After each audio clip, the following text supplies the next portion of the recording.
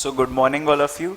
आज हम हमारा day 2 topic chapter 1 nature objective and scope of audit आगे कंटिन्यू करने जा रहे हैं। एक चीज़ ध्यान रखिएगा, हमारे जो चैनल है केसीसी का, हमारा जो ग्रुप है वो क्या करवाता है, आपको एक एक चीज़ बार बार इंपॉर्टेंट जो चीज़ें हैं वो रिवाइज करवाएगा बार बार। ठीक है, हमने कल काफ़ी बार जो हमें इंपॉर्टेंट डेफिनेशंस लगी या फिर ऑब्जेक्टिव्स वाला पार्ट लगा वो हमने बार बार रिवाइज किया था। ठीक है, आज मैं डे 2 आपको कंटिन्यू करवाने जा रहा हूं। तो जो भी हमने डे 1 पे पढ़ा है, जो भी इंपॉर्टेंट टॉपिक्स थे, उसे डे 2 में स्टार्टिंग के जो 5 मिनट होंगे, स्टार्टिंग के जो 10 मिनट होंगे, जितना भी टाइम लगेगा हमें इंपॉर्टेंट टॉपिक को एक बार दोबारा रिवाइज करवाने में, वो हम करवाएंगे। क्यों? इससे क्या होगा, आपकी जो मेमोरी पावर है वो थोड़ी सी स्ट्रांग होगी। आपको क्या करना है, स्टार्टिंग के 5 मिनट बुक को आपकी बंद कर देना है, आपको सिर्फ पीडीएफ जो मैं फॉर्मेट आपको दिखा रहा हूँ उस पर फोकस करना है। जो चीज़ मैं आपको पढ़ाऊंगा, ठीक है, वो आपको याद करनी है कि अच्छा मैंने बुक में पढ़ी थी। ठीक है, मैं यहाँ आपको चीज़ें समझाऊंगा, वो आपको आपके माइंड में देखना है कि वो चीज़ वहाँ पर्टिकुलर पार्ट पे थी और मैंने वो दोबारा जब पढ़ी थी, अब मुझे वो चीज़ें अच्छे से समझ में आ रही है। ठीक है, आपको थोड़ा सा साथ देना पड़ेगा क्योंकि जब मैंने पढ़ाया आपको तो आपको एक बार खुद दोबारा पढ़ना था। ठीक है, अब मैं आपको तीसरी बार दोबारा पढ़ा रहा हूँ वही चीज़, तो अब आपको आंखें क्लोज करके अपनी जो आपके माइंड में आपने चीज़ें पढ़ी हैं उसको रिमेंबर करना है। ठीक है, और यहाँ मैं आपको इंपॉर्टेंट चीज़ जो थी हमारे इस चैप्टर में वो एक बार रिवाइज करवाने जा रहा हूं।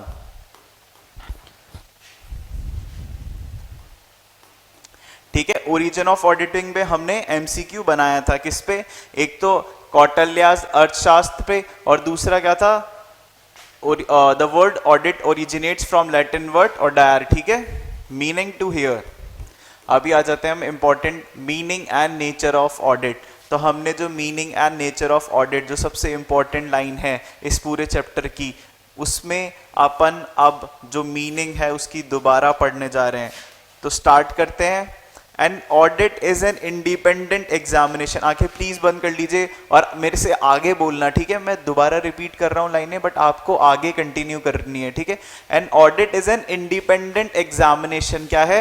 An audit is an independent examination of financial information of any entity. ठीक है, ऑफ एनी एंटिटी। ठीक है, वेदर प्रॉफिट ओरिएंटेड और नॉट। अब आप अपने आगे की जो चीजें हैं, ठीक है, वो आप माइंड में सोचते रहिए, कंटिन्यूटी में बोलते रहिए। ठीक है, वेदर प्रॉफिट ओरिएंटेड और not and irrespective of its size और legal form, and irrespective of its size और legal form, when such an examination is conducted, when such an examination is conducted with a view, with a view। क्या बोला मैंने? when such an examination is conducted with a view to express an opinion thereon, with a view to express an opinion thereon। ठीक है, एक बार मन में दोबारा ये प्रॉपरली आपको डेफिनेशन जो है वो बोलनी है। ठीक है, मैं 1 मिनट का टाइम दे रहा हूँ, 1 मिनट नहीं, मैं आपको 30 सेकंड का टाइम दूंगा। ठीक है, आपको क्या करना है, अपने मन में एक बार ये डेफिनेशन बिना देखे, ठीक है, बिना देखे, ठीक है, ये डेफिनेशन बोलनी है। ठीक है, बोलिए प्लीज। ठीक है, मैं अभी नहीं बुलवाऊंगा आपको, आपको खुद अपने मन से बोलनी है, फिर देखना है, चाहे तो आप पॉज कर लो। ठीक है, बट डेफिनेशन ये अभी इसी टाइम याद हो जानी चाहिए आपको। ठीक है,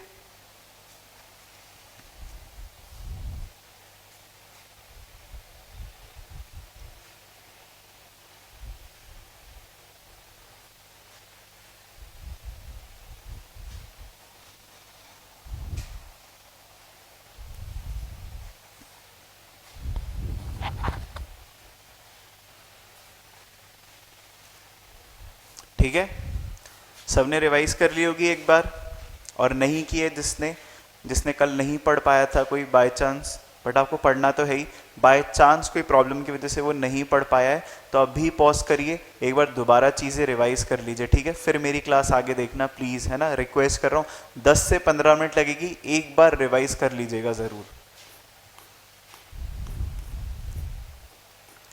ठीक है। इंटरडिसिप्लिनरी नेचर मैंने बताया था, ऑडिटिंग को पढ़ने के अलावा भी बाकी के जो आसपास मतलब बाकी के जो आपके सब्जेक्ट जो इम्पैक्ट करते हैं आपकी ऑडिटिंग के टाइम, उसे भी ऑडिटर की नॉलेज में होना ज़रूरी है। ठीक है, वो कौन कौन से सब्जेक्ट्स हैं? Auditing and accounting, auditing and law, auditing and economics, auditing and behavioural science, ये सबसे इंपॉर्टेंट पार्ट है। ठीक है, auditing and starts, auditing and data processing, auditing and financial management, ये भी इंपॉर्टेंट है। ठीक है, ऑडिटिंग एंड बिहेवियरल साइंस क्या होता है? Knowledge of human behaviour is essential for an auditor to effectively discharge his duties, मतलब उसे अपनी ड्यूटीज जो है वो कैसे डिस्चार्ज करनी है, इफेक्टिवली करनी है। और वो कब कर सकता है? जब उसे ह्यूमन बिहेवियरल साइंस की भी नॉलेज अच्छी होगी ऑडिटिंग के साथ।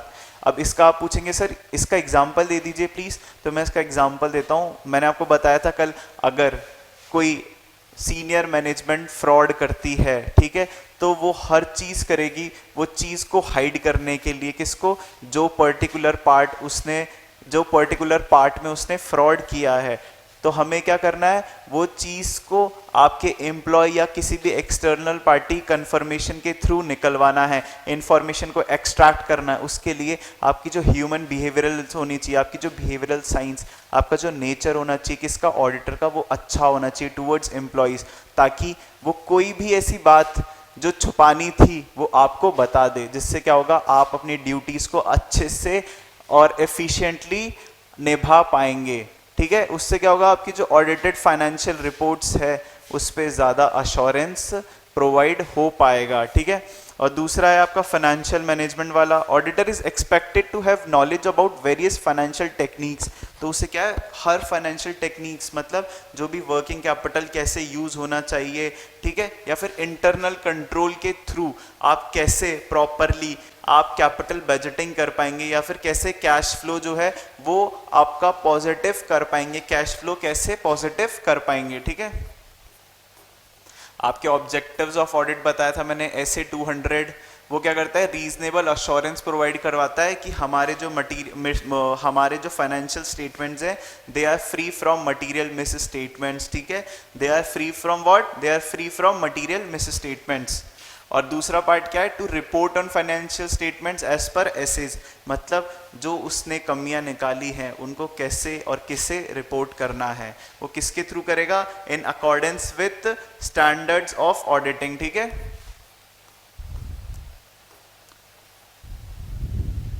अच्छा, अब हम हमारा नया कंसेप्ट चालू करने जा रहे हैं। Page 1.10 scope of audit, what it includes. ठीक है, इसका क्या मतलब है? ये हमने शायद पढ़ चुके हैं कल। हाँ, ये मैंने करवा दिया आपको, वो वाला पार्ट नहीं करवाया था, what it does not include. ठीक है, तो page 1.12 6.1 scope of audit, what it does not include. तो इसमें क्या बताया गया है कि वो चीजें जो ऑडिटर नहीं करता है, मतलब auditor is not expected to perform duties which fall outside domain of his competence, मतलब वो चीजें जो fall करती है outside his competence, मतलब for example जैसे मैंने आपको इनिशियली बताया था, presentation and preparation of financial statements किसकी रिस्पॉन्सिबिलिटी होती है? मैनेजमेंट की। तो अब मान लीजिए कोई कंपनी आके कहे कि सर हम आपको एक्स्ट्रा जो फंड है वो प्रोवाइड करेंगे अगर आप हमारे अकाउंट्स भी प्रिपेयर कर देते हैं, तो ये क्या होगा? उसकी जो डोमेन होगी उसकी कॉम्पिटेंस के बाहर फॉल करेगी। क्यों? क्योंकि वो ये चीज़ें नहीं कर सकता है। फिर तो वो क्या करेगा? वही चीज़ें जो उसने बनाई है उसी की ऑडिट करेगा। तो इसमें जो रीजनेबल अश्योरेंस हुई वो कहीं भी प्रोवाइड नहीं हो पाएगी। ठीक है, तो इस वजह से क्या बताया गया है? जो presentation and preparation of financial statements है वो किसकी ड्यूटी होनी चाहिए? सिर्फ और सिर्फ मैनेजमेंट की ड्यूटी होनी चाहिए। For example, physical condition of certain assets like that of sophisticated machinery cannot be determined by him, of course. मान लीजिए कोई मशीनरी है जो हाई वैल्यू की है बट बहुत ही सोफिस्टिकेटेड मशीनरी है, ठीक है, तो ऑडिटर क्या करेगा? ऑडिटर को उस चीज की नॉलेज पर्टिकुलरली नहीं होगी, ठीक है, तो उस फील्ड का एक्सपर्ट बुलाएगा। कौन? ऑडिटर उस फील्ड का एक्सपर्ट बुलाएगा जिसे कहेंगे हम एक्सटर्नल वैल्यूअर। वो हमें पर्टिकुलरली उस मशीनरी की यूजफुल लाइफ बताएगा और यूजफुल जो उसका अभी हमें एट प्रेजेंट सेल लग रही है, सेल वैल्यू लग रही है, ठीक है। बाकी के जो भी आगे रेशियो एनालिसिस करेगा वो कौन करेगा, ऑडिटर। बट उस टाइम जो उसकी वैल्यू हमें पता लगानी है या फिर यूजफुल लाइफ पता लगानी है वो कौन करवाएगा, एक्सटर्नल वैल्यूअर, ठीक है। Similarly, it is not expected from an auditor to determine suitability and life of civil structures like building. Of course, इसके लिए हमें किसकी जरूरत है, आर्किटेक्ट, इंजीनियर्स की जरूरत है। किसके लिए, क्योंकि लैंड जो होता है वो क्या होता है, नॉन डेप्रिशिएबल असेट होता है, बट जो बिल्डिंग होती है वो डेप्रिशिएबल असेट होता है, ठीक है। तो इस पर्टिकुलर बिल्डिंग की आप मान लीजिए कोई एग्जांपल ले लीजिए, कोई पर्टिकुलर बिल्डिंग है, ठीक है, तो उसकी हमें यूजफुल लाइफ अभी नहीं पता होगी, तो हम क्या करेंगे, एक्सटर्नल वैल्यूअर को बुलाएंगे। किसे बुलाएंगे, स्पेशलाइज जो होगा उस पर्टिकुलर नॉलेज में, उसको क्या करेंगे, उससे हम बुलाएंगे। उसकी नॉलेज के थ्रू हम जो उसकी यूजफुल लाइफ बची है उसके थ्रू हम आगे के हमारे प्रोसेसेस उस पर एम्प्लॉय करेंगे, ठीक है।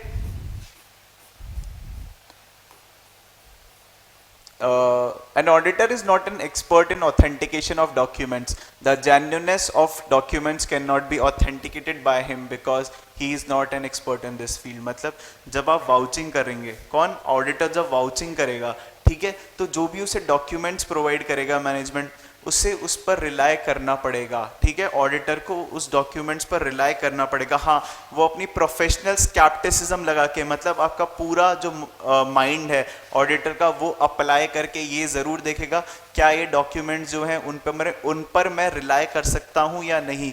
मगर उसकी कंप्लीट जेन्युइननेस की कोई गारंटी नहीं है। हो सकता है कि जो मैनेजमेंट है वो मिली हो, उसने जो डॉक्यूमेंट्स हैं वो अच्छे से क्रिएट किए हो, ताकि अगर जो ऑडिटर है वो अपना दिमाग कंप्लीटली, मतलब प्रोफेशनल स्केप्टिसिज्म पूरी तरीके से अप्लाई करेगा तो भी वो जांच नहीं पाएगा कि whether the documents are for fake और नॉट, ठीक है। An audit is not an official investigation into alleged wrongdoing. He does not have any specific legal powers. सबसे इंपॉर्टेंट लाइन है, इसकी वजह से क्या है, ये टॉपिक इम्पैक्ट हो रहा है अपना authentication of documents, genuineness of documents का। क्यों, क्योंकि an audit is not an official investigation, मतलब जो ऑडिट है वो ऑफिशियल इन्वेस्टिगेशन नहीं होती है। तो आप किसी भी टाइप का फोर्स या किसी भी टाइप का लीगली आप प्रेशर किसी भी एम्प्लॉय पे नहीं लगा सकते कोई भी इंफॉर्मेशन एक्सट्रैक्ट करने के लिए। तो जो इन्वेस्टिगेशन, आप ऑडिटर, एज एन ऑडिटर आप कोई इन्वेस्टिगेशन ऑफिसर नहीं है जो लीगली प्रेशर लगा के कोई भी एम्प्लॉय को आप बिठा सकें और उससे जो आपको पर्टिकुलर इंफॉर्मेशन चाहिए वो एक्सट्रैक्ट कर सके। इसके लिए क्या ज़रूरी होना चाहिए, जो हमने पढ़ा था ह्यूमन बिहेवियरल, ठीक है, बिहेवियरल साइंस अगर अच्छी होगी तो बाय चांस आपका नेचर अच्छा रहा तो आप हो सकता है एम्प्लॉय से जो आपको इंफॉर्मेशन चाहिए वो एक्सट्रैक्ट कर पाएं, ठीक है। Audit is distinct from investigation. Investigation is a critical examination of the accounts. जो ऑडिट है और इन्वेस्टिगेशन है उसमें क्या होता है, डिफरेंस होता है। इन्वेस्टिगेशन क्या होता है, जब हमें पता चलता है, ऑडिट पहले हम ऑडिट कर रहे हैं पर्टिकुलरली क्या ढूंढने के लिए, कि मान लीजिए कोई कंपनी में एरर है तो उससे क्या करेंगे, हम सही करेंगे। बट मान लीजिए एरर ढूंढते ढूंढते हमें मिलता है कोई फ्रॉड, हमें मिलता है पर्टिकुलरली कोई फ्रॉड, हम जांच पाते, तो अब क्या होगा, हमारी इन्वेस्टिगेशन चालू हो जाएगी। तो ऑडिट किस लिए होती है, टू फाइंड एरर्स, और इन्वेस्टिगेशन कब होती है, जब हमने कोई फ्रॉड फाइंड कर लिया है। तो फर्दर हम क्या करते हैं, हमारे प्रोफेशनल स्केप्टिसिज्म को और स्ट्रॉन्ग कर लेते हैं। तो अब इन फ्यूचर जो भी हम डॉक्यूमेंट्स वेरीफाई करेंगे उसमें क्या अप्रोच लगाएंगे, इन्वेस्टिगेशन की अप्रोच लगाएंगे, ठीक है। हम ये सोचेंगे कि ये चीज जो है इसमें भी फ्रॉड हो सकता है। He does not have any specific legal powers of search or recording statements of witness on sorry. For example, if fraud is suspected and it is specifically, हम यहाँ आए, ठीक है, दोबारा मुझसे गलती नहीं हो, उसके लिए मैं मार्क कर रहा हूँ, ठीक है। For example, if fraud is suspected and it is specifically called upon to check the accounts whether fraud really exist, it takes character of investigation. वही चीज मैंने आपको बताई है, अगर फ्रॉड सस्पेक्ट होता है तो जो इन्वेस्टिगेशन, जो पर्टिकुलरली एनालिसिस होगा डॉक्यूमेंट्स का, वो क्या होगा, वो कैरेक्टर किसकी होगी, वो इन्वेस्टिगेशन की एक तरह से कैरेक्टरिस्टिक होगी। The objective of audit, on the other hand, has already been discussed, is to obtain reasonable assurance। मैंने आपको ऐसे 200 में बताया था, क्या बताया था? Obtain reasonable assurance about whether the financial statements as a whole are free from material misstatements, ठीक है? Whether due to fraud or error, thereby enabling the auditor to express an opinion, ठीक है? तो objective of an audit क्या है? To obtain reasonable assurance, to obtain reasonable assurance whether the financial statements are free from material misstatement, ठीक है? ये भी important terms हैं, ये भी important line है, जैसे आपने definition learn की है ना वो वाली, ठीक है? जैसे वो डेफिनेशन आपने लर्न की है वैसे ही आपको पर्टिकुलरली ये भी लर्न करना पड़ेगा, ठीक है?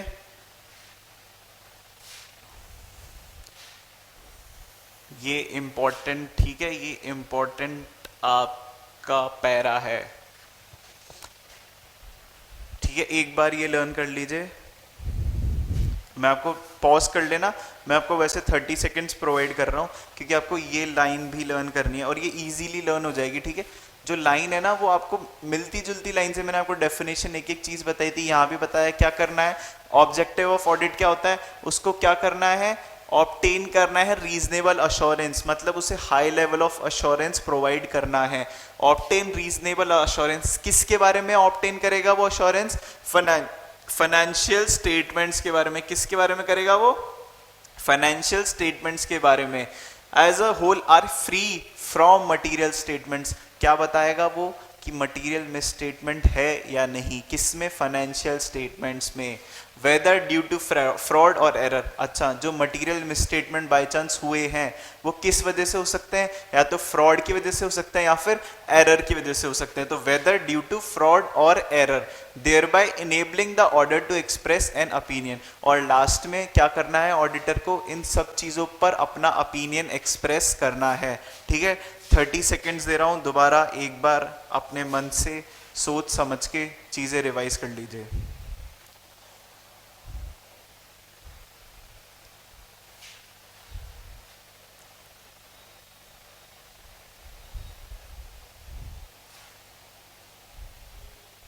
हेलो हेलो, सॉरी,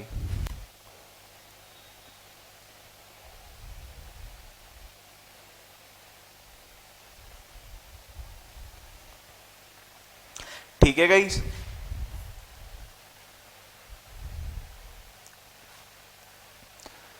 वही चीज आपको जो ओवरव्यू बताया गया है, मैंने आपको डिटेल में पढ़ाया है, आपको प्लीज एक बार ये खुद से चीजें पढ़नी है, ठीक है? 2 मिनट का टाइम लगा के खुद से चीजें पढ़िएगा। Test your understanding, test your understanding, हाँ ये चीजें ध्यान रखिएगा, ये हम लास्ट में जब हमारे क्वेश्चन आंसर्स करेंगे बुक के तो उसमें सब चीजें कवर हो जाएंगी, ठीक है? ये एक एक क्वेश्चन हम वहां करेंगे क्योंकि यही क्वेश्चन अलग फॉर्म में हमारे क्वेश्चन आंसर्स में दिया हुआ है, ठीक है? तो एक ही चीज हम 2-2 3-3 बार नहीं पढ़ेंगे, मैं आपको बता रहा हूँ जो आपका टाइम है वो बहुत इंपॉर्टेंट है। मैं आपको चीजें डिटेल में पढ़ा रहा हूँ, इसीलिए पढ़ा रहा हूँ ताकि आपका जो टाइम है, ठीक है, वो यहीं आप चीजें समझ पाए, ताकि आप इन फ्यूचर जब आपकी एग्जाम डेट नियर आएगी तो आप चीजें एक बार पढ़ेंगे, ठीक है, तो आपको चीजें रिमेंबर होगी। ध्यान रखिएगा, यहाँ मैं अभी मेहनत इसलिए कर रहा हूँ ताकि जब बाद में आप मेहनत करेंगे तब आपको थोड़ी सी कम कंपैरेटिवली मेहनत करनी पड़े। यहाँ चीजें 2-2 3-3 4-4 बार पढ़ा रहा हूँ मैं आपको, ताकि आप इन फ्यूचर जब आपकी क्लासेस खत्म हो जाएगी उसके बाद रिवीजन स्टार्ट करेंगे तब आप चीजें इजीली रिमेंबर कर पाए, ठीक है? Limitations of audit, the process of audit suffers from certain inbuilt limitation due to which an auditor cannot obtain an absolute assurance। तो मैंने आपको क्या बताया, कभी भी ऑडिटर क्या नहीं प्रोवाइड करवाता है, एब्सोल्यूट अश्योरेंस कभी भी ऑडिटर प्रोवाइड नहीं कर पाता है। वो किस वजह से प्रोवाइड नहीं कर पाता है, क्यों? क्योंकि वो लिमिटेशंस की वजह से, किसकी वजह से, लिमिटेशंस की वजह से, लिमिटेशंस की वजह से एब्सोल्यूट अश्योरेंस ऑडिटर प्रोवाइड नहीं कर पाता है, ठीक है?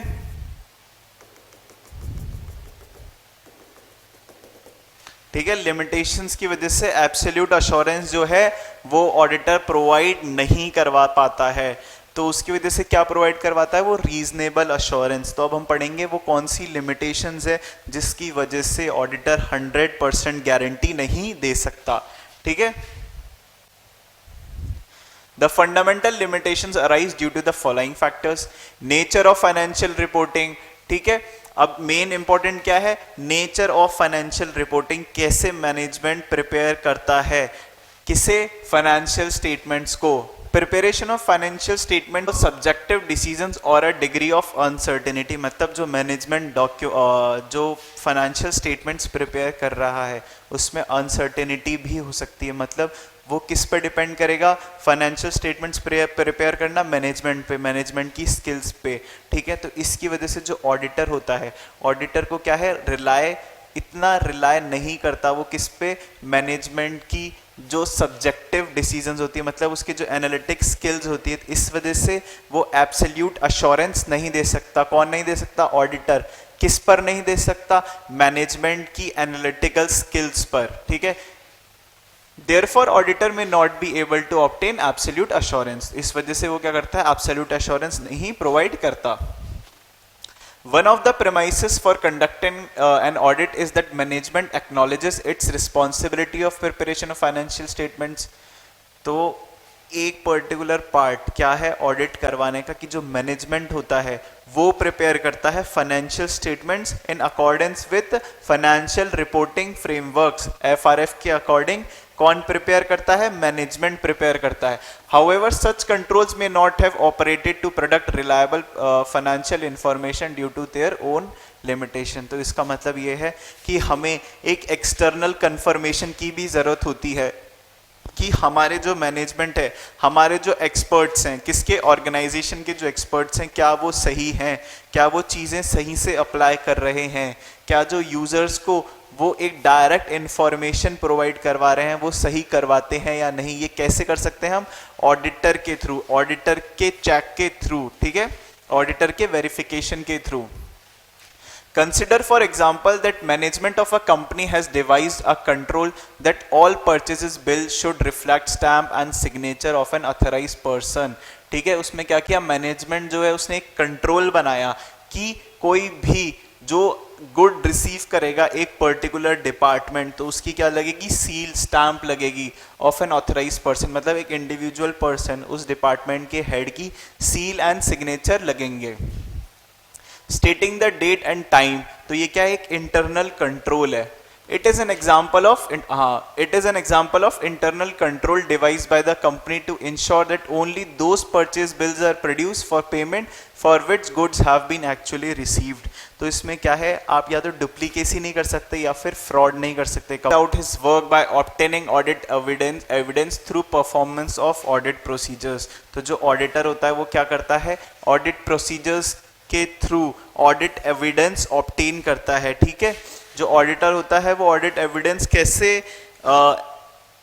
ऑब्टेन करता है, through audit procedures. However there are practical and legal limitations on ability of auditor to obtain audit evidence. तो मैंने आपको बताया था जो ऑडिटर होता है वो क्या नहीं होता है, ऑफिशियल इन्वेस्टिगेटर नहीं होता है। तो एक तरीके क्या है, उसकी लिमिटेशंस आ जाती है ऑडिट एविडेंस एक्सट्रैक्ट करने में, ऑब्टेन करने में। ठीक है, For example, an auditor does not test all transactions and balances. He forms his opinion only by testing samples.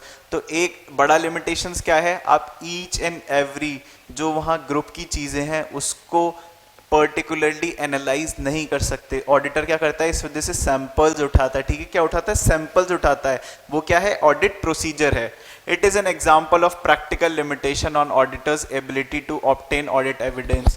तो ये क्या है, एक तरह की लिमिटेशन है और ये हर ऑडिटर की आएगी। क्यों आएगी, क्योंकि आप मान लीजिए कोई 1000 चीज़ें हैं, ठीक है, उसमें से आप पर्टिकुलरली हर एक चीज़ नहीं आप एनालाइज कर सकते। उसके लिए आप क्या बनाते हैं, सैंपल्स बनाते हैं। मान लीजिए आपने कोई 500 सैंपल उठाया, ठीक है, मैं आपको एग्जांपल लेता हूँ, मान लीजिए 10,000 एंट्री हैं, वो आप एक एक एंट्री चेक नहीं कर सकते, तो आपने 500 सैंपल उठाए, ठीक है, बट ऐसा हुआ, अब इसमें लिमिटेशन क्या आएगी, वो जो 500 एंट्रीज थी ना वो सही एंट्रीज थी, और बाकी की मान लीजिए कोई, अगर आप उसके आगे की एक एक एंट्री उठाते, मान लीजिए आपने सैंपल उठाया कि हर जो 100th होगी, ठीक है, 100 एंट्री होगी वो मैं उठाऊंगा सैंपल पे, बट वो हर 100 एंट्री क्या थी, सही थी, बट जो 101 या फिर 99 वाली एंट्रीज थी वो गलत थी। तो ये क्या है, अपने आप में एक लिमिटेशन है जिसे ओवरकम नहीं किया जा सकता। ओवरकम कैसे करेंगे हम, एक एक चीज को एनालाइज करके, वो प्रैक्टिकली पॉसिबल नहीं है। तो इसीलिए क्या है, ये अपने आप में एक लिमिटेशन है, किसकी,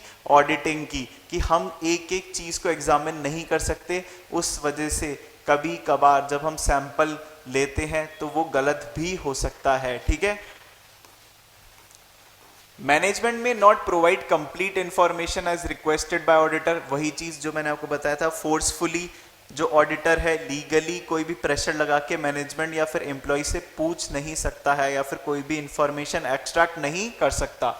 There is no way by which auditor can force management to provide complete information as may be requested by auditor, वही चीज, ठीक है।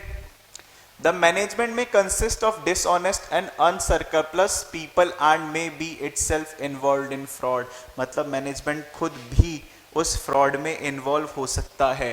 It may be engaged in concealing fraud by designing sophisticated and carefully organized schemes, मतलब management खुद ऐसी techniques, ऐसा system बना देगा जिससे जो ऑडिटर होगा उसे कभी भी पता नहीं चल पाएगा कि एक्चुअली में ये फ्रॉड हुआ है।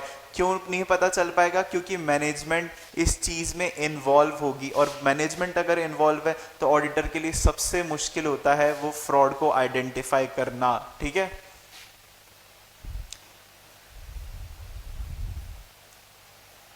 क्या करता है ऑडिटर, क्या करते हैं वो, मैनेजमेंट क्या करती है, फेक डॉक्यूमेंट्स प्रोवाइड करवा देती है। तो जो ऑडिटर होता है उससे क्या होती है, सबसे ज़्यादा डिफिकल्टी होती है उसकी जेन्युइननेस डॉक्यूमेंट की जांचने में, ठीक है।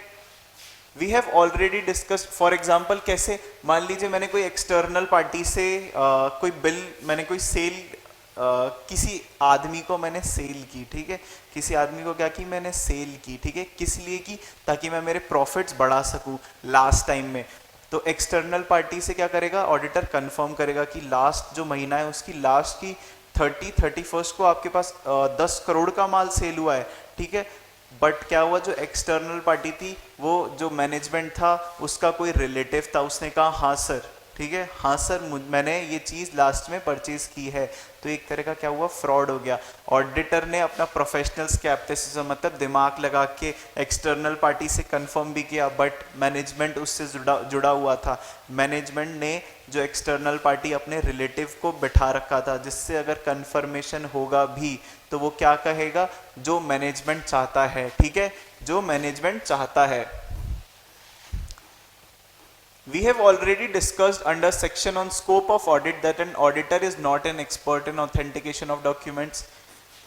वही चीज़ मैंने आपको बता रखी है, वो जेन्युइननेस, ऑथेंटिकेशन और डॉक्यूमेंट्स को नहीं जांच कर पाएगा। वो क्या करेगा, वो रिलाय कर पाएगा चीज़ों को। ऑफ कोर्स वो ऑडिट प्रोसीजर्स निभाएगा, ऑडिट प्रोसीजर्स अप्लाई करेगा, ताकि वो जो ऑडिट एविडेंस उसे मिला है उससे जांच पाए, उसकी जेन्युइननेस, उसकी करेक्टनेस को देख पाए। बट जब सीनियर मैनेजमेंट ही उसमें इन्वॉल्व होगा तो वो ये चीज़ें ऑडिट प्रोसीजर्स लगाने के बाद भी नहीं जांच पाएगा, ठीक है।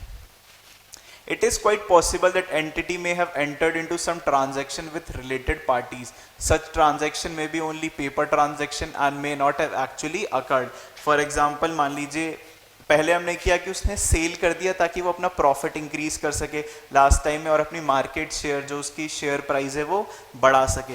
यहाँ क्या हुआ, for example related party transaction की, मतलब उसने ऐसे एक्सपेंसेस, ऐसी सैलरीज या फिर ऐसे एक्सपेंसेस दिखा दिए जो सिर्फ ऑन पेपर थे। मान लीजिए उसने कोई भी जो था एम्प्लॉय, उसको मान लीजिए महीने का 1 लाख रुपए देने लग गया, और वो क्या था, वो मैनेजमेंट का एक रिलेटिव था। ऐसे ही उसने क्या किया, 10 जने ऐसे रख लिए जो उसके क्लोज रिलेटिव थे, ठीक है, क्या थे, क्लोज रिलेटिव थे। तो उनका क्या किया, उसने एक्सपेंसेस एक तरह से क्रिएट कर दिया ताकि जो उसको टैक्स देना पड़े, क्या देना पड़े, टैक्स देना पड़े, वो कम हो जाए। तो महीने का 10 लाख उसने ऐसे ही कम कर दिया, क्या करके, पेपर पे अपने रिलेटिव के नाम लिख के और विदाउट एनी कॉम्पिटेंस स्किल्स उनके उसको 1 लाख रुपए पर महीने दे दिए। तो इससे क्या हुआ, उसके एक्सपेंसेस प्रॉफिट में से डिडक्ट हो गए और जो कंपनी को टैक्स देना था वो कंपैरेटिवली काफी कम हो गया। Not in nature of investigation, as already discussed, audit is not an official investigation, तो he cannot obtain absolute assurance। क्यों, क्योंकि वो इन्वेस्टिगेशन ऑफिसर नहीं होता है। कौन, ऑडिटर इन्वेस्टिगेशन ऑफिसर नहीं होता है। इस वजह से एक अपने आप में ये क्या होती है, लिमिटेशन होती है। timeliness of financial reporting and decrease in relevance of information over time।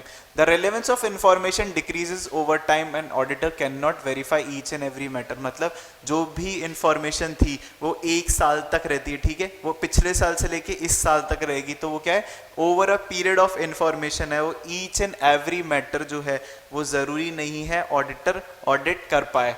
Therefore, a balance has to be struck between reliability of information and cost of obtaining it। मतलब कोई ऐसी सिचुएशन में जब ऑडिटर को चीजें extract करनी होगी, information extract करनी होगी, तो जो कॉस्ट ऑफ ऑब्टेनिंग मतलब वो इंफॉर्मेशन की कॉस्ट जो ऑब्टेन करने में लगेगी और हमें पता नहीं है कि वो चीज़ रिलायबल एक्चुअली में है या नहीं, तो ये अपने आप में क्या है, एक लिमिटेशन प्रोवाइड करता है। किस पर, ऑडिटर की कॉम्पिटेंस पर। कैसे, क्योंकि वो जो भी चीज़ें ऑब्टेन करेगा उसमें कॉस्ट इन्वॉल्व होगी और उसे ये नहीं पता कि वो चीज़ जो वो ऑब्टेन करेगा पर्टिकुलर कॉस्ट लगा के वो रिलायबल होगी या नहीं होगी। ठीक है,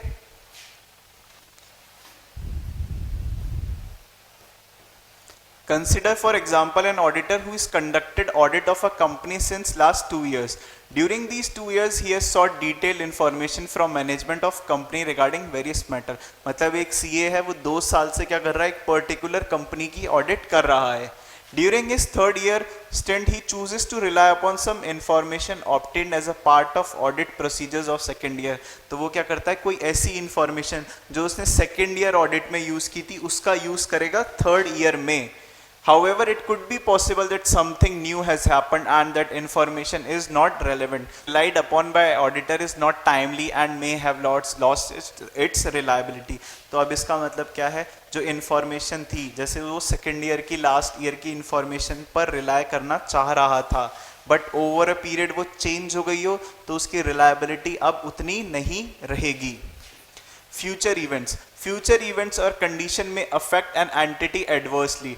एडवर्स इवेंट्स में seriously affect ability of an entity to continue its business. मतलब इन फ्यूचर जो चीज़ें इफेक्ट करने वाले, मतलब एक्सटर्नल एनवायरनमेंट की ऐसी चीज़ें जो आपके बिजनेस को अफेक्ट करने वाली है, वो क्या करेगी, आपकी कंटिन्यूटी ऑफ बिजनेस को इम्पैक्ट करेगी, वो आपके गोइंग कंसर्न कंसेप्ट को इम्पैक्ट करेगी।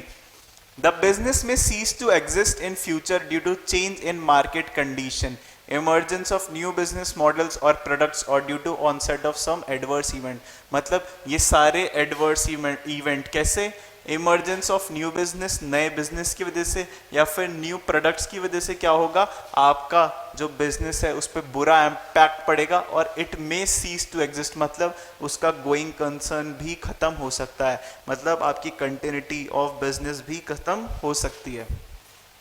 Therefore, it is in view of above factors that an auditor cannot provide a guarantee that financial statements are free from। तो इसी वजह से क्या नहीं होता है, इसी वजह से आपको एक चीज बताई थी मैंने, एब्सोल्यूट अश्योरेंस करके, ठीक है, absolute assurance, absolute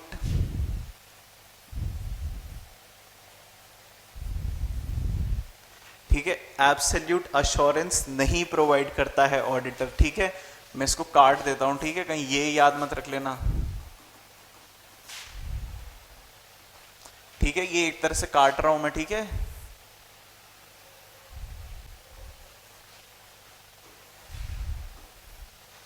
absolute assurance जो है इस वजह से ऑडिटर प्रोवाइड नहीं कर सकता, ठीक है, एब्सोल्यूट अश्योरेंस ऑडिटर इस वजह से प्रोवाइड नहीं कर सकता, ठीक है।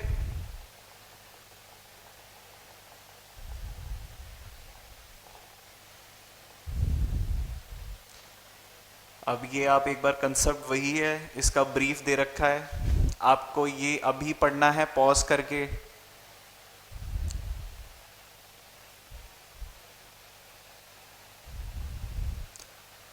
ये 1.17 ही है नेक्स्ट, ठीक है। अब आता है 8th टॉपिक आपका, व्हाट इज एन एंगेजमेंट, ठीक है। अब हम एक टर्म पढ़ने जा रहे हैं, what is an engagement. Engagement क्या है? एक टर्म है जिसमें क्या बताता है कि आपका एक पर्टिकुलर एग्रीमेंट हो रहा है। क्या हो रहा है? एग्रीमेंट हो रहा है किसके बीच में? ऑडिटर की कंपनी, ऑडिटर की फर्म और ऑर्गेनाइजेशन के बीच में क्या है? एक फॉर्मल आपका एग्रीमेंट है।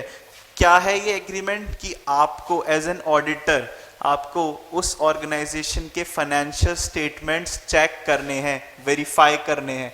तो ये क्या है? एक तरह का एंगेजमेंट है, ठीक है। ये इंपॉर्टेंट है, ठीक है। इसकी डेफिनेशन इंपॉर्टेंट है, इसको स्टार मार्क कर लीजिए, ठीक है। Engagement means an arrangement to do something in the context of auditing. It means a formal agreement. वही जो मैंने आपको एक कंसेप्ट बताया, ये आपको कीवर्ड्स है ना, ध्यान रखने पड़ेंगे। ये जो कीवर्ड्स है ना, फॉर्मल एग्रीमेंट, ठीक है, बिटवीन ऑडिटर एंड क्लाइंट, किसके लिए? Providing auditing services. ये क्या है? आपको याद करने पड़ेंगे, ठीक है। ये आपको याद करने पड़ेंगे कीवर्ड्स। आप जब ये कीवर्ड्स लिखेंगे तभी आपको नंबर मिलेंगे। ये मैं अभी आपको फर्स्ट डे से बता रहा हूं, जब आप कीवर्ड्स प्रॉपरली याद करेंगे तभी आप लिख पाएंगे और तभी आपको नंबर मिलेंगे। ऑडिट में इसीलिए नंबर नहीं मिलते क्योंकि आप क्या लिखेंगे? ऑडिटिंग। अब आपसे पूछा जाए व्हाट इज एन एंगेजमेंट, आपको लिखेगा engagement, sir, engagement is agreement between client and organization। तो वहीं गलत हो जाएगा उसका। कैसे? उसको यही नहीं पता क्लाइंट और ऑर्गेनाइजेशन सेम चीज है। मान लीजिए वो लिखता है agreement between client and auditor, उसमें क्या होता है? बस ये लिख के वो रह गया। एग्रीमेंट, एंगेजमेंट क्या है? Agreement between client and organisation, बस। तो उसको नंबर कितने मिलेंगे? 0। या अगर ये 2 नंबर की डेफिनेशन है तो ये भी मत सोचना आपको 1/4 नंबर भी मिल जाएगा। यहाँ क्या मिलेगा? सीधा 0 मिलेगा, क्योंकि इनिशियली उसने फॉर्मल लिखना भूल गया, ठीक है। क्या लिखना भूल गया? फॉर्मल लिखना भूल गया है, ठीक है।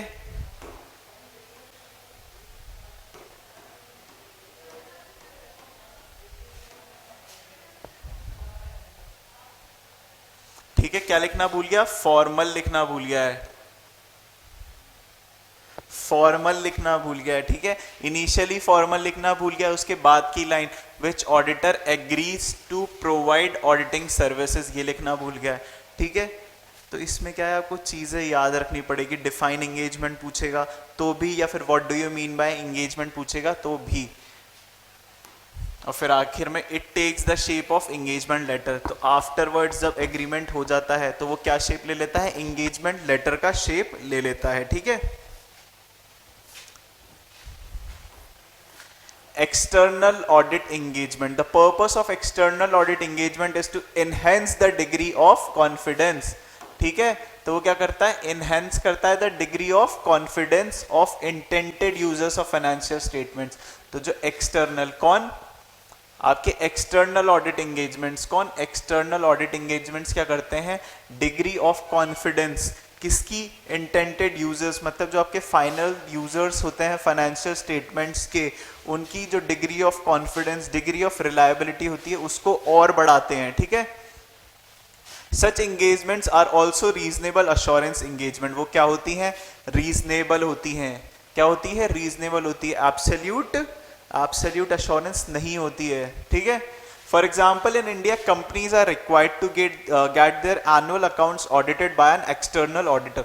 तो हर मतलब जो भी, जिन पर भी एप्लीकेबल है आपकी रिपोर्ट को वेरीफाई करवाना, ऑडिट करवाना, वो कौन करता है? एक्सटर्नल ऑडिट करता है। इवन नॉन कॉर्पोरेट कंपनीज भी करवाती है, कॉर्पोरेट कंपनीज भी क्या करवाती हैं? ऑडिट करवाती हैं, ठीक है। अब यहां क्या पूछा गया? Benefits of audit. क्या पूछा गया है? Why audit is needed. Audited account provide high quality information. तो जो ऑडिटेड अकाउंट मतलब आपके ऑडिटेड फाइनेंशियल स्टेटमेंट्स हैं, वो क्या प्रोवाइड करते हैं? High quality information. इससे पहले, ठीक है, इससे पहले आप एक बार, ठीक है, एक बार जो इसके लिमिटेशंस हैं, ठीक है, इसके जो लिमिटेशंस हैं उसको प्लीज प्लीज सिर्फ 5 मिनट का टाइम दे रहा हूं यहाँ, आप अभी पढ़ लीजिए। मैं पॉज नहीं कर रहा हूँ वीडियो, क्यों कर नहीं कर रहा हूँ पॉज, क्योंकि आप, मैं अगर पॉज कर दूंगा तो आप आगे बढ़ा देंगे। ऑफ कोर्स आप बढ़ा तो आगे अभी भी सकते हैं, बट एक रिक्वेस्ट कर रहा हूँ, नॉर्मली आप एक बार लिमिटेशन देख लीजिए। क्यों? क्योंकि अब हम इसके एडवांटेज देखने जा रहे हैं, तो आपके दिमाग में जो कंपैरिजन है वो इजीली हो जाएगा। ठीक है, 2 मिनट लगेंगे आपको, सिर्फ और सिर्फ क्या करना है, इस 5 मिनट दे रहा हूँ आपको, लिमिटेशंस पढ़ लीजिए एक बार कंप्लीट।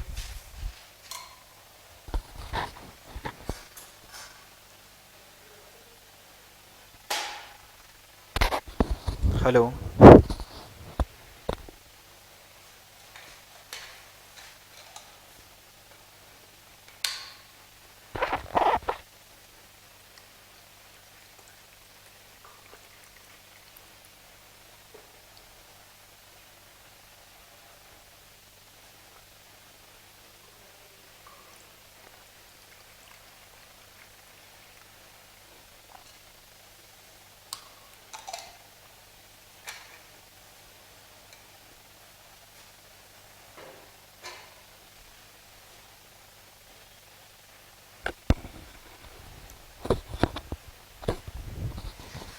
ठीक है, एक बार मैं माइक चेक कर रहा हूँ, तो अगर आपने ईयरफोन हेडफोन लगा रहे हैं तो बस 2 सेकंड के लिए हटा दीजिए प्लीज।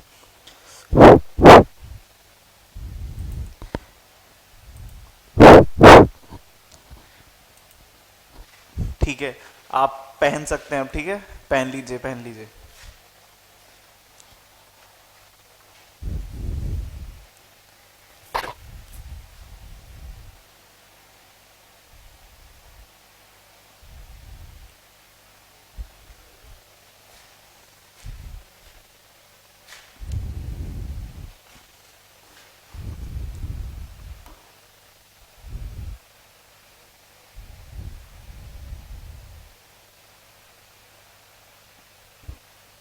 और प्लीज स्किप मत कीजिएगा, कहीं आप, मैं आपके लिए रुका हुआ हूँ और आप 2 मिनट में स्किप कर दें और दोबारा वो एडवांटेज वाले पार्ट पे पहुंच जाए, है ना, ऐसा मत कीजिएगा। अभी एक बार लिमिटेशंस याद कर लो, फिर एडवांटेज पढ़ाऊंगा तो कंपैरिजन इजी हो जाएगा आपके लिए, कंपैरिजन इजी हो जाएगा, ठीक है।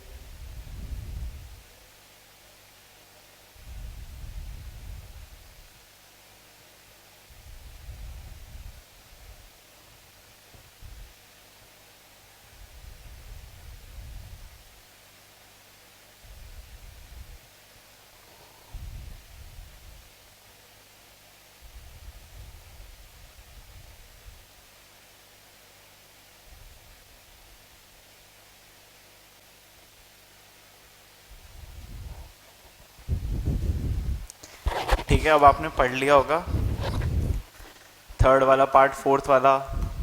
आप प्लीज पॉज करके पढ़ लो, है ना, और पढ़ना प्लीज, है ना।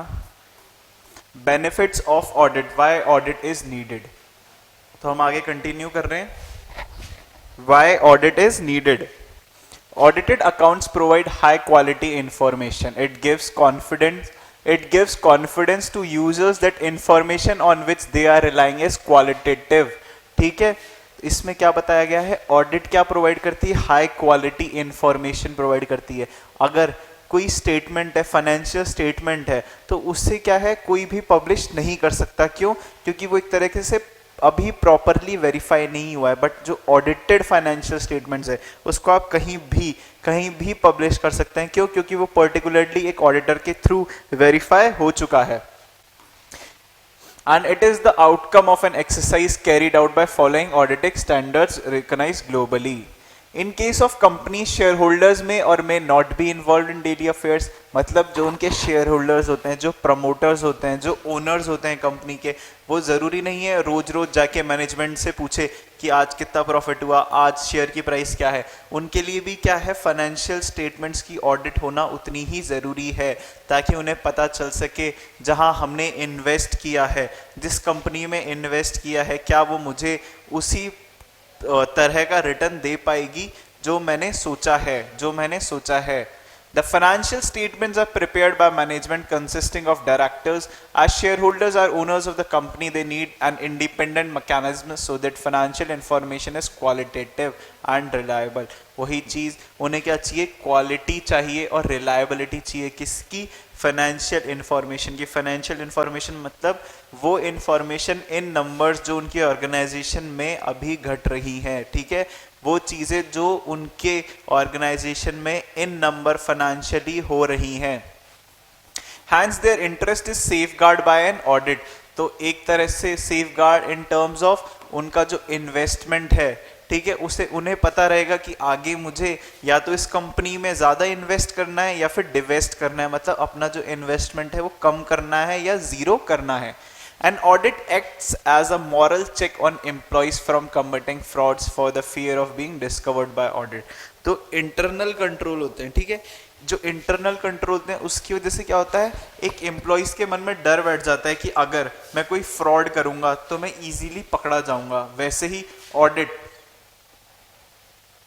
भी क्या होता है, एक मोरल चेक होता है। कैसे, मान लीजिए अगर पता रहता है कि भाई ऑडिटर आने वाले हैं, तो क्या होता है, जिसने भी एम्प्लॉय ने गलती की होती है वो चीजें सही करने में लग जाता है, ठीक है, और उसी टाइम जो ऑडिटर होता है उससे प्रोफेशनल स्केप्टिसिज्म, मतलब अपना ब्रेन कंप्लीटली यूटिलाइज करके उसको एक तरह से उस टाइम कैच करना होता है। हाँ, इम्पॉसिबल चीज है, बट आप ऑडिट करेंगे आपको चीजें पता चल जाएगी कि आपको दिख जाती हैं कहाँ गलतियां हैं, ठीक है, आपको दिख जाती है कहाँ गलतियां हैं।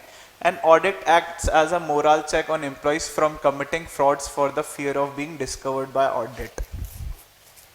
ठीक है, कोई भी मान लीजिए आप स्टॉक ऑडिट करते हैं, मान लीजिए कोई एक छोटा सा, मान लीजिए कोई छोटी सी असेट है, ठीक है, वो हाई वैल्यू है नेचर में, बट जो उसकी साइज है वो बहुत स्मॉल है, तो क्या कर सकते हैं, जो एम्प्लॉयज हो सकते हैं वो अपनी पॉकेट में रख के घर ले जा सकते हैं और उसको बाहर जाके आधे दाम में भी सेल कर सकते हैं। बट ध्यान रखिएगा, जब स्टॉक ऑडिट होती है तो एक एक असेट की हमें पर्टिकुलरली नंबर वाइज ऑडिट करनी होती है। अगर एक भी आइटम कम होता है, क्योंकि हम हाई वैल्यू जो प्रोडक्ट्स होते हैं उनकी ऑडिट जरूर से जरूर करते हैं, तो उस वजह से हमें क्या पता चल जाएगा कि ये पर्टिकुलर सामान, ठीक है, ये नहीं है, ठीक है। और एक इसका इंटरनल कंट्रोल क्या हो सकता है कि जब भी एम्प्लॉइज, ठीक है, जब भी एम्प्लॉइज जो सीनियर एम्प्लॉइज होते हैं या फिर जूनियर एम्प्लॉइज होते हैं, वो जब भी फैक्ट्री के बाहर जाते हैं, ठीक है, क्या होता है, गार्ड जो होते हैं उनको वहां मेटल डिटेक्टर के थ्रू एक तो चेक करना होता है और डायरेक्टली विथ हैंड्स भी एक बार चेक करना होता है। मान लीजिए कोई चीज बाय चांस किसी गलती से किसी के पॉकेट में आ जाए या फिर कोई जानबूझकर वो सामान लेके गया, क्यों, क्योंकि वो सामान को बेच सके, तो वो क्या होगा, एक तरह से फ्रॉड क्रिएट करने के लिए, ठीक है। Audited financial statements are helpful to government authorities for determining tax liabilities, मतलब उनकी जो ऑर्गेनाइजेशन को टैक्स देना है उसके लिए क्या है, एक तरह का गवर्नमेंट यूजर है किसकी, फाइनेंशियल स्टेटमेंट्स की, तो उनके लिए ऑडिटेड फाइनेंशियल स्टेटमेंट्स ज़रूरी हैं ताकि वो उनकी लायबिलिटी को डिटरमाइन कर पाए कि ऑर्गेनाइजेशन को हमें कितना पैसा देना है, ऑर्गेनाइजेशन को हम मतलब गवर्नमेंट को कितना पैसा देना है। Audited financial statements can be relied upon by lenders, bankers for making their credit decisions. Whether to lend, मतलब जो बैंकिंग अथॉरिटी होती है उसके लिए भी फाइनेंशियल इंफॉर्मेशन ऑडिटेड होना ज़रूरी है ताकि वो इन फ्यूचर जो कंपनीज है, इंडस्ट्री में जो कंपनीज हैं उनको लोन दे सके, या फिर अगर जो लोन दे रखा है तो वो सेटलमेंट करके रिसीव कर सके। एंड ऑडिट में ऑल्सो डिटेक्ट फ्रॉड और एरर, ठीक है। An audit reviews existence and operations of various controls operating in an entity. Hence, it is useful at pointing out deficiency. मतलब जो internal control हैं आपके उसका एक review करता है, ऑडिटर प्रिपेयर नहीं करेगा इंटरनल कंट्रोल्स बट रिव्यू करेगा और वो बताएगा कि कैसे इंटरनल कंट्रोल्स आप और बेहतर कर सकते हैं। वैसे ही जैसे वो बताएगा कि आपने जो फ्रेमवर्क है, पर्टिकुलर फाइनेंशियल फ्रेमवर्क्स हैं, वो यहाँ अप्लाई नहीं किए हैं या फिर आप अच्छे से अप्लाई कर सकते हैं। वो प्रिपेयर नहीं करेगा चीज़ें बट वो बताएगा, रिव्यू करेगा कि कैसे आप चीज़ें सही कर सकते हैं, अच्छी कर सकते हैं। ठीक है,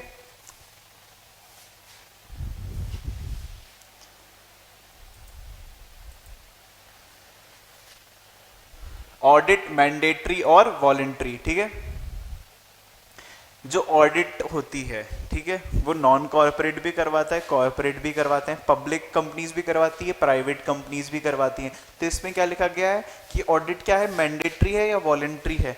तो कुछ जगह ऑडिट जो होती है वो मैंडेटरी भी होती है और कुछ जगह, जैसे मान लीजिए कोई ऐसी फर्म, इंडिविजुअल ऑर्गेनाइजेशन है जिसको ऑडिट करवाने की जरूरत नहीं है, वो जाके किसी एक्सटर्नल ऑडिटर से बात करती है कि सर प्लीज हमारी फर्म की ऑडिट कर दीजिए, तो उसे क्या कहेंगे, वॉलेंट्री ऑडिट कहेंगे। मतलब उसको लीगल रिक्वायरमेंट्स नहीं है, उस पर्टिकुलर ऑर्गेनाइजेशन को लीगल रिक्वायरमेंट नहीं है, पर तब भी वो ऑडिट करवा रही है। क्यों करवा रही है, उसके यूजर्स के लिए, जो हमने ऊपर बेनिफिट्स पढ़े थे ऑडिटिंग के, उस वजह से ऑडिट करवा रही है, ताकि वो फ्रॉड एंड एरर, उसे लग रहा है कि मेरी कंपनी में फ्रॉड एंड एरर ज़्यादा हो रहे हैं, या फिर मुझे पर्टिकुलर लोन जो चाहिए वो तभी मिल पाएगा जब मेरे फाइनेंशियल स्टेटमेंट जो होंगे वो ऑडिटेड होंगे, जब मैं ऑडिटेड फाइनेंशियल स्टेटमेंट्स बैंक में सबमिट करूंगा। तो बहुत सारे रीजंस जो आपको बताया था मैंने एडवांटेज, उनकी वजह से वॉलेंट्री, क्या वॉलेंट्री ऑडिट भी होता है। It is not necessary that audit is always legally mandatory. There are entities like companies who are compulsorily required to get their accounts audited. ये कौन सी होगी, ये mandatory audit होगी। Even non-corporate audit, ठीक है। For India, for example, in India, every person is required to get accounts audited if turnover crosses certain threshold limit. मतलब एक particular individual की अगर कोई इंडस्ट्री है तो पर्टिकुलर अगर वो टर्नओवर क्रॉस कर लेती है या फिर पेड अप शेयर कैपिटल या फिर डेट का कोई भी पर्टिकुलर क्राइटेरिया क्रॉस कर लेती है तो उसको ऑडिट करवाना ऑटोमेटिकली कंपलसरी हो जाएगा। Whereas it is possible that some entities like schools may be required to get their account audited. मतलब कोई ऐसी चीज़ें जहाँ रिक्वायरमेंट नहीं है, जैसे स्कूल्स में मोस्टली रिक्वायरमेंट नहीं होती है बट वो भी ऑडिट करवा रहे हैं, तो उससे क्या कहलाएगा, वो पर्टिकुलर प्रोसेस क्या कहलाएगा, वॉलेंट्री ऑडिट। ठीक है, वो क्या कहलाएगा, वॉलेंट्री ऑडिट।